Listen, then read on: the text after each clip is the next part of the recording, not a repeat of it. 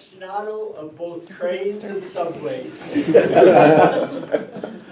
I retired a long time ago and had 25 retirement goals.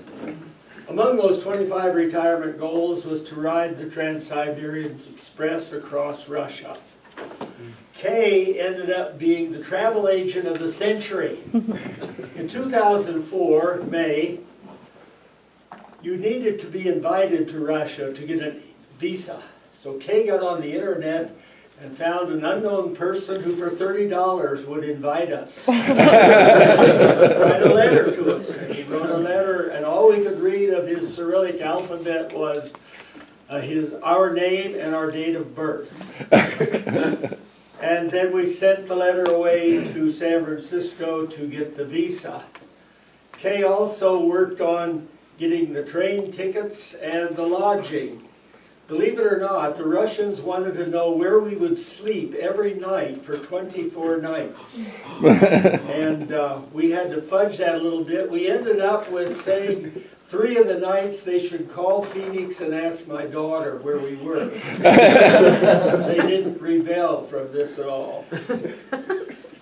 We flew to Seoul, Korea from San Francisco on Korean Airlines, and they provided us overnight at the Hilton free in Seoul, and then the next day we flew on to Vladivostok, Russia, and went to a very interesting little hotel to spend the night.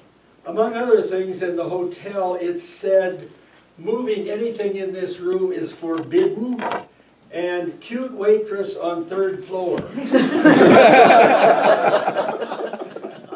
The word forbidden appeared several times along the way.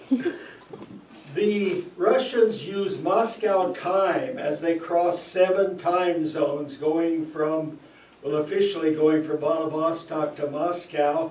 We went on to St. Petersburg. For first class, that's 2 people in 1 compartment, it was $640. I believe second class was around $400, but someone said you may end up with a sheep farmer selling sheepskins coming from Mongolia. In fact, as we passed the area of Mongolia, a gentleman who spoke a little English looked at Kay and said, "Where are you going?" And she said, "St. Petersburg." And he said, "Why you no fly?" The railroad itself took about 25 years to build. It was completed in 1906. It's approximately 5,500 miles long. And in each rail car, in Russian, they have what is called a provenitska, or I believe a provenitsky if it's a gentleman.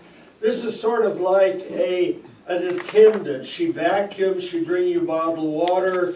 She couldn't speak any English, so she didn't answer questions. One morning I went back to the toilet, and she told me I could not go back there in stocking feet. I had to return and put on shoes. The toilets there are very interesting because when you flush, you can see the tracks going by.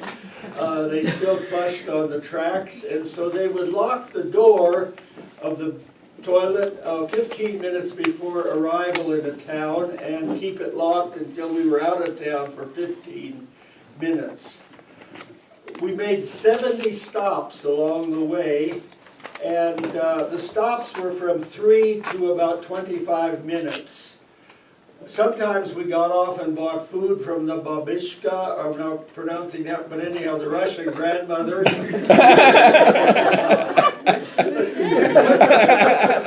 One case, I bought 2 boiled eggs, and she had no change, so she just gave me 3 eggs. And we ate in the dining car several times, but the only way we could order was to point at other people's food. And we had brought along quite a bit of backpacking food. In each car, there is a samovar in the back, which is a big kettle fired by coal.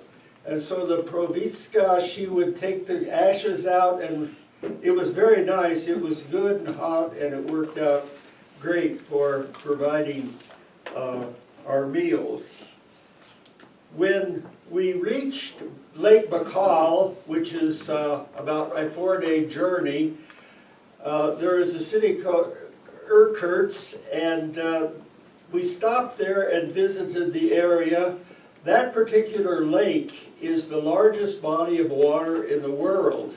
Hard to believe, but it has more water than all 5 Great Lakes, and it's about a mile deep.